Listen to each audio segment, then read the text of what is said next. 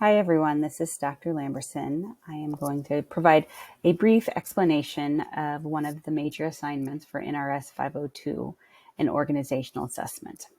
During this course, you will conduct a three-part analysis of a human service delivery system, usually based on your clinical prevention and population health clinical placement, although this could vary dependent on the cohort and what clinical you are taking at the same time of this course. But this is an assignment that has three separate components that build upon each other throughout the course, the length of the course. The idea is that you will submit each section, revise it, and submit that with the next portion of the assignment. As you can see here, how it aligns with the overall course outcomes and the mention of the setting that you should be analyzing.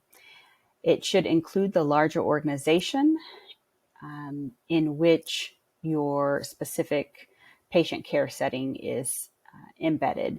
Some of you will not have that distinction. You will be engaged with one specific organization, while others may be in a specific department or outpatient clinic set within a larger organization or healthcare system. The three parts to this assignment include Part 1, a brief background narrative and external environmental assessment, where you will be using a PESTEL analysis format. Part 2, where you do an internal organizational assessment. And Part 3, you will do a narrative of the evaluation and prediction of this organization. You may use a SWOT analysis template for Part 3, but it is not required. So Part 1 includes a brief description and history of the organization, and then a brief external analysis using the PESTEL analysis, which looks at the larger macro influences on the organization: political, economic, social, technological, legal, and environmental factors that influence or impact the organization.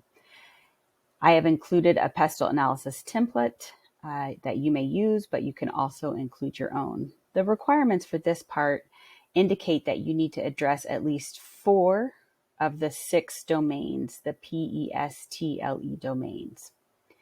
Part 2 is the internal assessment of the organization, where you choose one of the following areas: structure, managerial subsystem, or psychosocial subsystem, and frame your internal organization around those prompts. Now, not all the prompts will be relevant to every organization, so read through each option, decide which one is most pertinent to your organization, and then frame your narrative and your internal assessment around that perspective. Lastly is the evaluation and prediction. In this, where you identify areas of observed and planned change. This is based on your discussions with staff, your observations, your synthesis of the information from parts 1 and parts 2 of this assignment.